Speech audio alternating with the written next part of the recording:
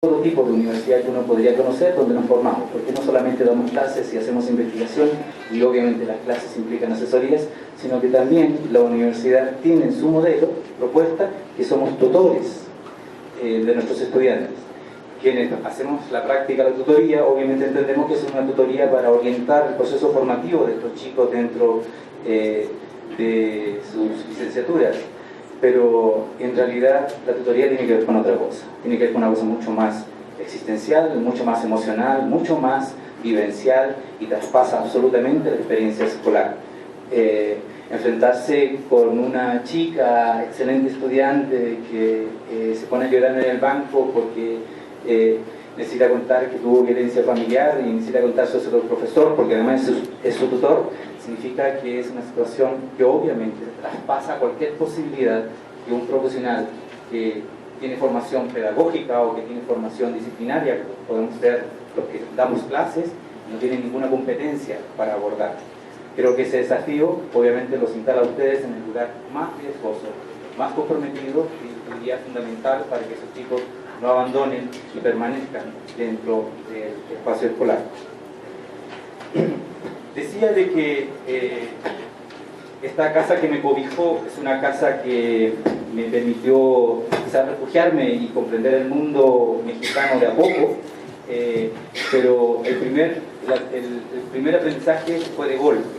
Y quiero decir lo siguiente, porque creo que la cultura institucional y los mundos juveniles no está en la educación media superior solamente, está en toda la estructura educacional, incluso en la estructura superior. Es decir, hay una concepción institucional que no recupera la diversidad de formas de entender la experiencia juvenil en ninguno de nuestros procesos formativos, ¿no?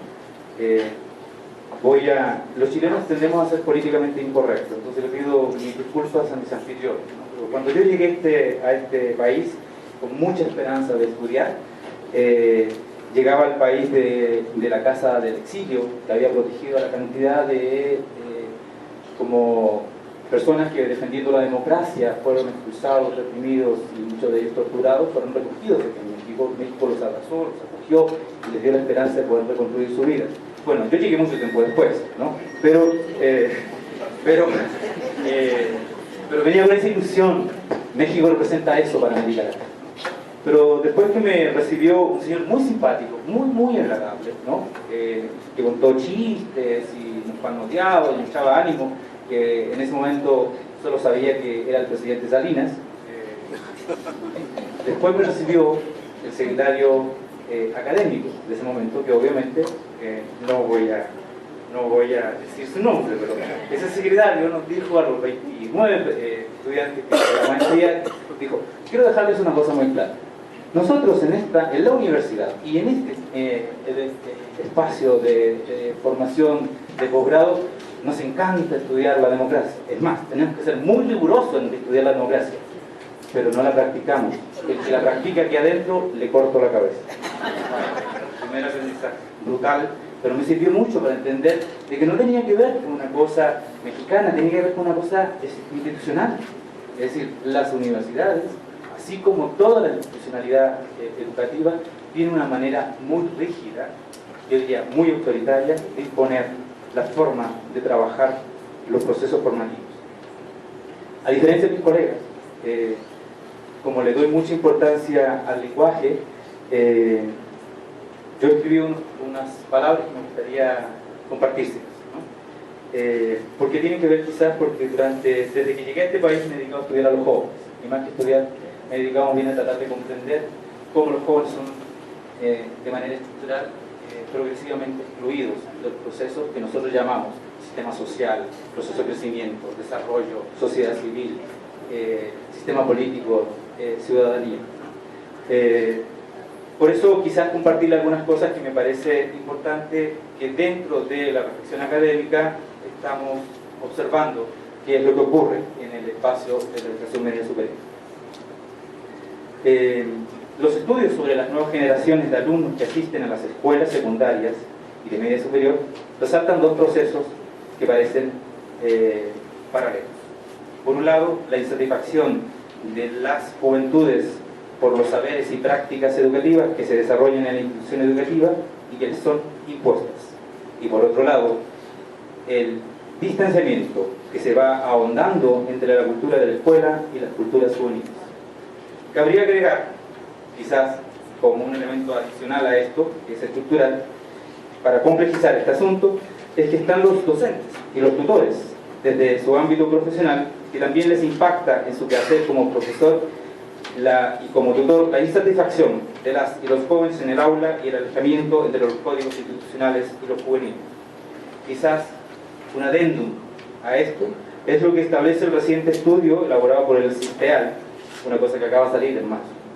Es un organismo de la UNESCO que señala que en América Latina han incrementado la desasociación escolar por motivos distintos a la pobreza, y ya lo conocemos, ya que ahora abandonan jóvenes de grupos medios y altos por abierto aburrimiento en la escuela. Una cita: existe una evidente relación entre las desventajas sociales de origen y la probabilidad de que los niños y adolescentes interrumpan sus estudios. En términos generales, 7 de cada 10 niños y adolescentes no escolarizados provienen de los hogares más expuestos a privaciones económicas.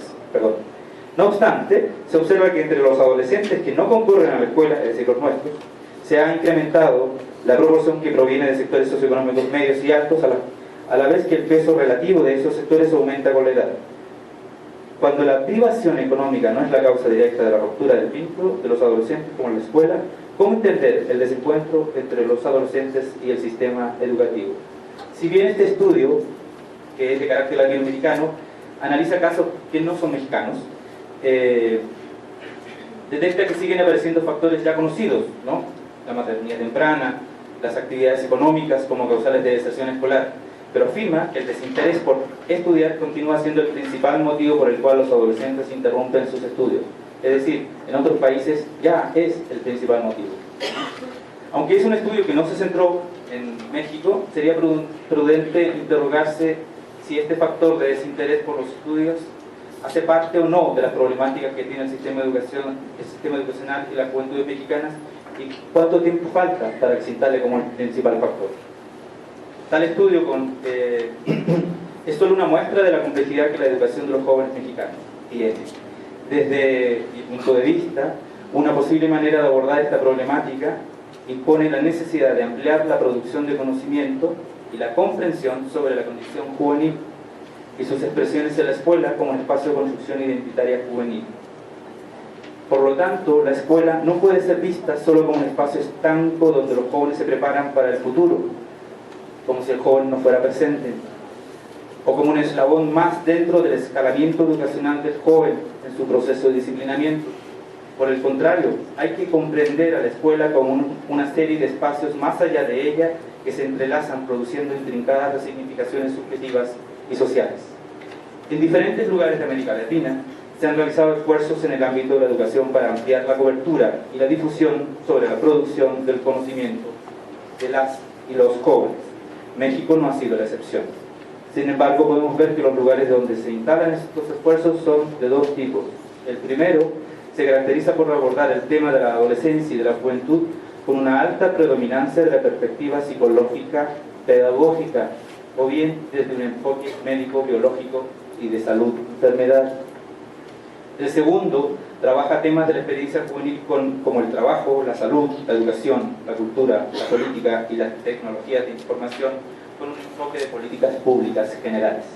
Es decir, el joven como objeto, no como sujeto, ¿no? El joven al que se le estudia, ¿no? Como algo distinto, al que hay que comprender, porque pobrecito, él no puede comprenderse, ¿no? Reconociendo que en la escuela y particularmente en el salón de clase existe un binomio indisoluble entre el joven alumno y el adulto profesor, con una interdependencia estructural que los interrelaciona objetiva y subjetivamente, es necesario, por extensión, reconocer que tanto el alumno como el profesor son sujetos procedentes de un nivel socioeconómico concreto, con historias personales y sociales particulares, obviamente determinados por su sexo, con una cultura parental adulta, llámesele socialización, valores, gustos, etcétera, que determinan sus miradas y la comprensión de su espacio social. Es decir, aquí nadie es una maquinita, todos somos personas que estamos inundados de nuestras emociones y nuestras historias personales. En lo anterior apunto que uno de los desafíos debería ser el construir en los profesores y tutores, especialmente en ustedes, una visión más integral de la comprensión de las diferentes realidades y condiciones juveniles, así como la participación de los docentes desde otros puntos de partida para promover un diálogo y un aprendizaje complejo desde los puntos juveniles. Aquí tenemos un problema mucho más estructural, que a diferencia de lo que ocurría hace 2 décadas, donde nosotros estudiábamos, más bien ustedes, algunos estudiamos antes, hoy tenemos un dispositivo que se nos interpone intermedio de lo que hablaba Teresa, que tiene que ver con las técnicas de información, ¿no? No tengo que ir a la computadora, tengo el smartphone para averiguar si lo que está diciendo el profesor es verdad. Y no le creo al profesor, le creo a este aparatito, ¿no? Y no solamente este aparatito, porque en este aparatito, como decía Tere, pues nos vemos en el Facebook, le pregunto a mi amigo que está conectado, ¿no? Indague, ya que tengo que seguir escuchándole, poniéndole cara de atención a este que me está hablando al frente, ¿no? Pero resulta que este aparatito hoy no solamente tiene que ver con un tema de información, tiene que ver con un tema de construcción de sentido de lo que me está ocurriendo. Este aparatito media, no solamente relacionarme aquí, sino que media este espacio, ¿no? Y en ese sentido, no es solamente un libro electrónico, ¿no? No es una biblioteca andante, es una plataforma a través de la cual yo le estoy atribuyendo validez, estoy atribuyendo veracidad y por lo tanto le estoy atribuyendo sentido a la relación que estoy estableciendo con el profesor, ¿no? Lo que quiero decir es que hoy las tecnologías de información abandonaron ese lugar de la escucha, del ver, de un referente externo. Hoy son elementos consustanciales a nuestros procesos de identidad, ¿no? Es decir, a esta forma de sentirme parte de este mundo, ¿no? Como en algún momento un teórico mexicano, argentino-mexicano, le llamó, ya nuestros procesos de identidad no son socioespaciales, no es el encuentro vis a vis, sino que es a través de los medios de comunicación. Nuestros encuentros son socioespaciales, ¿no? Quisiera remitirme al segundo elemento, aunque me quedan 5 minutos. Bueno, pero bueno, me queda solamente poco. Quisiera remitirme una experiencia que a mí fue fundamental en términos de comprender qué es lo que está ocurriendo con los tutores, ¿no? Y que es una experiencia en la cual fui parte en términos del diseño y parte de su desarrollo, que fue un diplomado que impartió la UNAM a profesores, tutores y administrativos de la SED del Distrito Federal, ¿no? ¿Por qué? Porque en ese diplomado una de las cosas que fue una constatación, que es, yo diría, un tema que habría que revisar en la formación de los tutores, es que hay una fuerte formación psicológica o de trabajo social, por lo que en estos profesionales y en el sistema en general prevalece una perspectiva psicoideológica. ¿Qué es lo que dice la perspectiva psicoideológica? El joven adolece, el joven tiene elementos insuficientes para comprender lo que le está viviendo, y por lo tanto nosotros nos atribuimos esa autoridad para decirle, mira, a ti lo que te conviene, a ti lo que te pasa, ¿cuál es tu problema? Sin darnos cuenta que el joven en realidad tiene la capacidad para escucharnos, validarnos o rechazarnos. Es decir, aunque nos ponga la carita de atención, nos está dando el avión.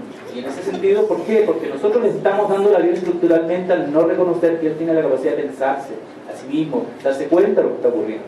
Y en ese sentido, no tener la capacidad de poder resolverlo porque quizás no tenga los elementos suficientes. Pero bueno, lo segundo que quiero apuntar. La otra cosa que se traduce en esto es que la labor que realmente el sistema les atribuye a ustedes es una labor de vigilancia y de reacción, ¿no? Si uno conoce la experiencia de estos tutores del DF que en vez de trabajar desde estas prácticas o perspectivas de prevención, identificación y pertenencia entre los jóvenes y la cultura institucional, ¿no? Lo que hacen es que, como se les asignan grupos muy grandes, que además no es su grupo, sino que es el de otro grupo, el de otro profesor, grupos de 50 personas, de 50 chicos, ¿no? Que además si atienden a dos cosas fundamentales para reaccionar: el comportamiento y la calificación, ¿no? Eso deja fuera absolutamente a aquel chico que parece normal, ¿no? Que le va bien en la escuela y está teniendo una situación emocional de destrucción explosiva que no nos damos cuenta porque solamente atendemos a lo espectacular, a la nota y al comportamiento irracional, ¿no? O sea, eso es producto de la incapacidad, sus tiempos de trabajo, de dedicarle tiempo real, tiempo personal, donde realmente podamos darnos cuenta que Pedro Pérez es el mismo Pedro Pérez que vi en la clase anterior y no es otro chico que se sentó en esa silla o en ese asiento, ¿no? O sea, esa incapacidad que tenemos para identificar a nuestros jóvenes, ¿por porque tenemos tanta cantidad de población que atender y además no tenemos la posibilidad de atenderlo, porque además tenemos una sugerencia, pero la tenemos que pasar al director para que el director a través del profesor lo aplique. O sea, hay una cultura institucional que a ustedes les impide trabajar, ¿no? Quizás una última cosa, que ya me imagino que los 5 minutos se fueron, como alguna sugerencia en términos, yo diría que no es para ustedes, les voy a ser sincero, yo creo que ustedes es una sugerencia para el sistema educacional, ¿no? Porque creo que, por ejemplo, ante la situación que nos enfrentamos en ese diplomado, de que uno de nuestros estudiantes, tutor, en el diplomado nos dice, uno de mis estudiantes se suicidó y le mandó una carta a sus compañeros, ¿qué hago?